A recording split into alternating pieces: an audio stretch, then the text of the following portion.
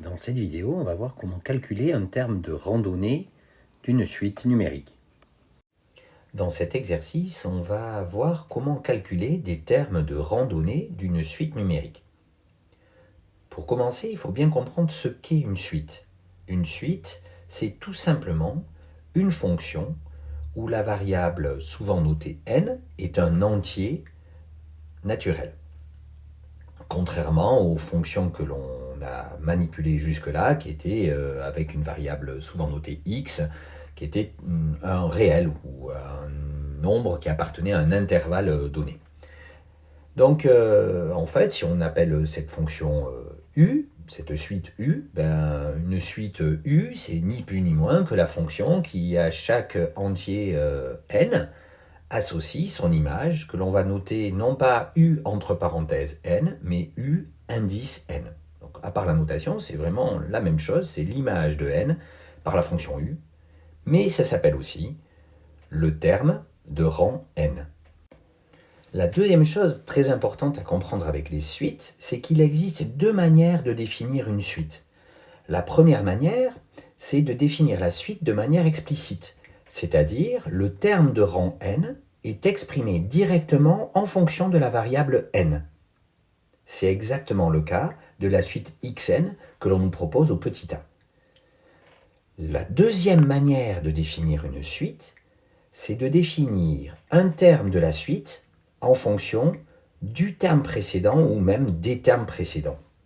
Donc c'est exactement le cas de la suite z indice n, où en effet, z indice n plus 1, le terme suivant, est explicité en fonction de z indice n, et non pas de n tout seul. Dans ce cas-là, on dit que la suite est définie par récurrence. On va voir que suivant que la suite est définie de manière explicite, ou que la suite est définie par récurrence, on ne calcule pas les termes de randonnée de la même manière. Comment calculer les termes de randonnée d'une suite définie de manière explicite? Prenons donc l'exemple du premièrement petit a. La suite xn est définie par la relation x indice n est égal à 3 fois n au carré moins 5. Ce qui veut dire que le terme de rang n, c'est tout bêtement le triple du carré de n auquel on enlève 5.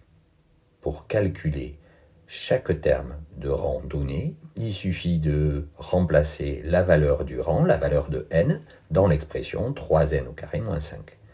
Ainsi, le premier terme, le terme de rang 0, x indice 0, est égal à 3 fois 0 au carré moins 5, et est égal à moins 5.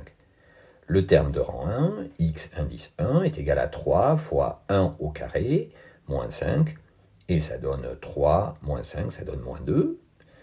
Le terme d'indice 2, de rang 2, x indice 2, est égal à 3 fois 2 au carré moins 5, ce qui fait 3 fois 4 moins 5, 12 moins 5 est égal à 7.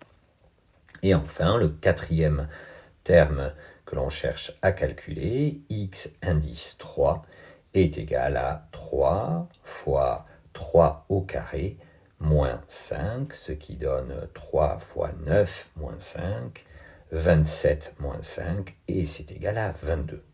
On a calculé les 4 premiers termes de cette suite en remplaçant tout simplement successivement n par 0, par 1, par 2 et par 3 dans la relation explicite x indice n est égal à 3n au carré moins 5. Voyons maintenant comment calculer des termes de randonnée d'une suite définie par récurrence. Les choses vont être un petit peu différentes.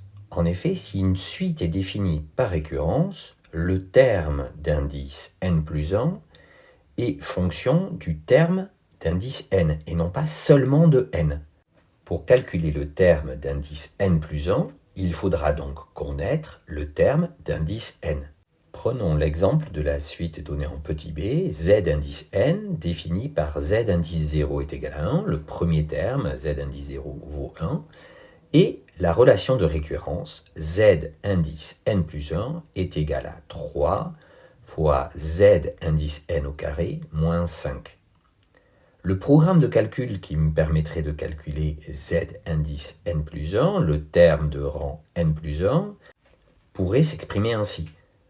Prendre le terme d'indice n, calculer son carré, puis prendre le triple du résultat, et enfin soustraire 5 pour obtenir le terme d'indice n plus 1. Donc on voit bien ici qu'on ne va pas remplacer par n dans l'expression, mais bien par z indice n. Autrement dit, pour calculer z1, on va avoir besoin de z indice 0. Pour calculer z indice 2, on va avoir besoin de z indice 1.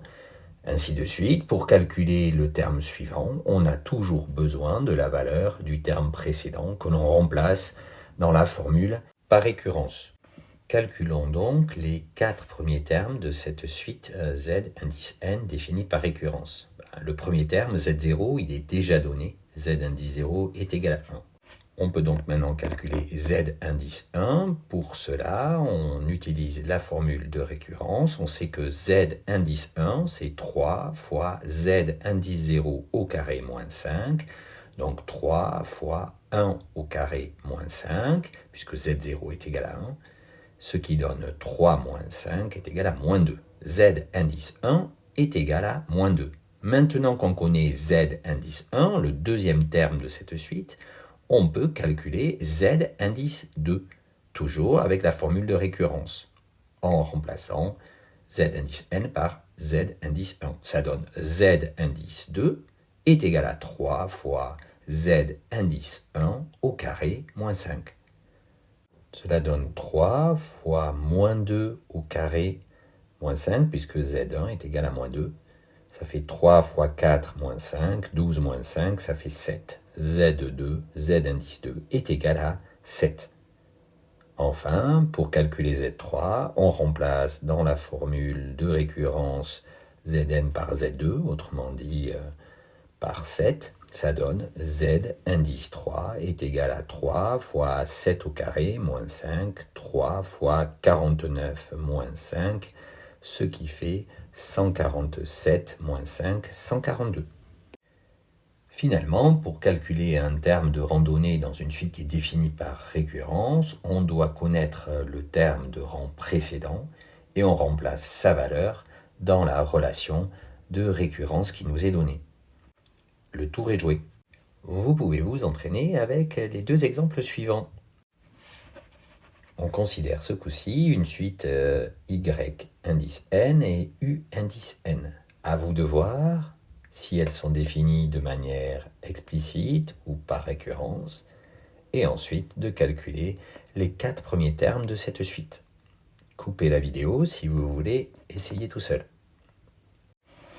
La suite yn est définie par la relation y indice n est égal à 2n-4 sur n plus 1.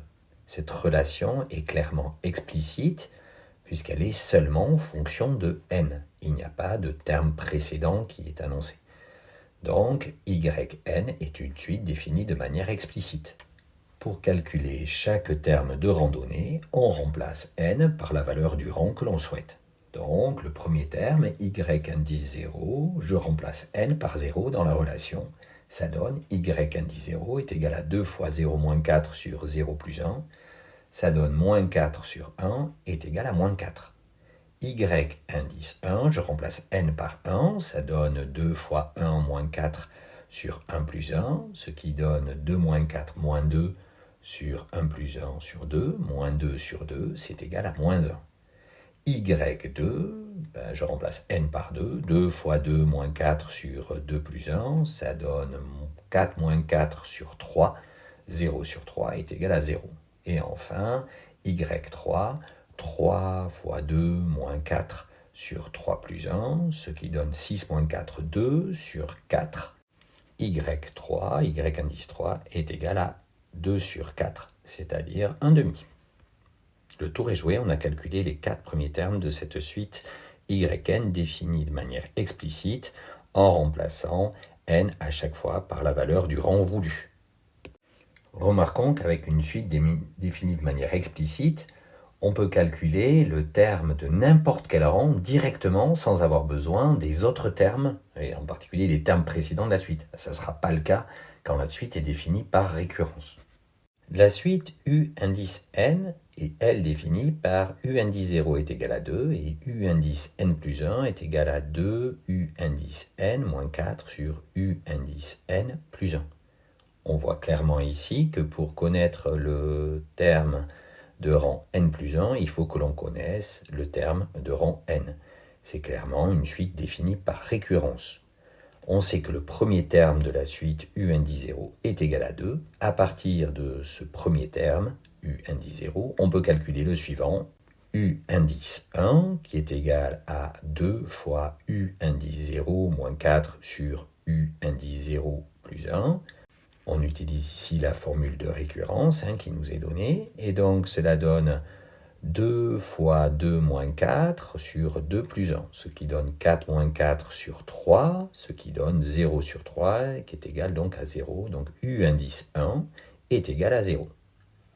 Maintenant qu'on connaît U indice 1, on peut calculer le terme d'indice suivant, le terme U indice 2. U indice 2 est égal à 2 fois U indice 1 moins 4 sur U indice 1 plus 1, ce qui donne moins 4 sur 1, puisque U indice 1 est égal à 0. Donc moins 4 sur 1, ce qui est égal à moins 4. U indice 2 est égal à moins 4. Il nous reste un dernier terme à calculer, U indice 3, que l'on calcule à partir de la formule de récurrence en disant que U indice 3 est égal à 2 fois U indice 2 moins 4 sur U indice 2 plus 1, ce qui donne 2 fois moins 4 sur moins 4 plus 1, ce qui donne moins 8 moins 4 sur moins 3, ce qui donne moins 12 sur moins 3, et ce qui finit par donner 4. U indice 3 est égal à 4.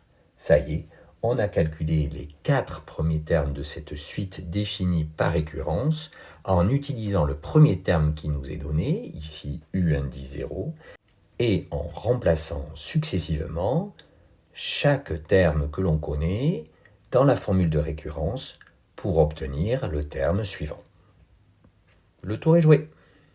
On remarque juste que dans ce type de suite, des suites définies par récurrence, pour connaître un terme, il faut connaître tous les termes précédents, avoir déjà calculé tous les termes précédents, et donc on ne peut pas calculer directement un terme de rang donné. Vous voyez, ici, on pourrait pas calculer directement U indice 100.